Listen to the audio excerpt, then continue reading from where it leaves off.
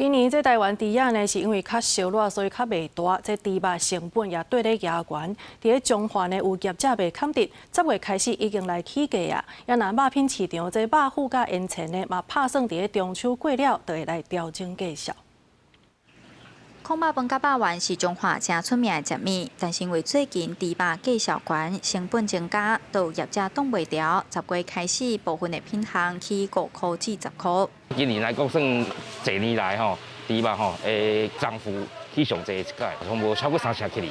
影响足大的啊，因为你一天差30%的迄个进价，大概从95块涨到现在120、130。业者表示，今年猪肉为过年前就开始起价，即阵成本加要3成，其他原物料价数嘛拢有起，才会来调整价数。大部分的人客是表示会当谅解。卖猪肉店的毋是讲欠猪吧？系啊，欠猪肉，所以若安尼当谅解，只是讲起价起来，等下俗落来是拢袂阁俗回来安尼。那我就还蛮喜欢吃，我会觉得，因为我们吃的量也不是很多颗，所以1颗5块我是还可以接受这样。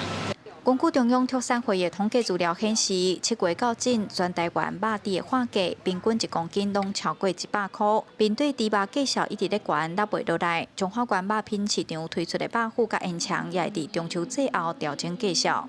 经济站因为男儿病，个比较落晒，所以预成率较无遐悬。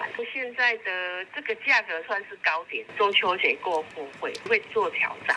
中华关肉品市场表示，台湾为热人开始，因为猪仔胃口歹、大较慢，加上胃病、致使猪肉起悬价，肉猪交易价数拢伫每公斤95至100块的悬点。加上即阵我中秋节需求量大，短时间内猪肉恐惊真歹落价。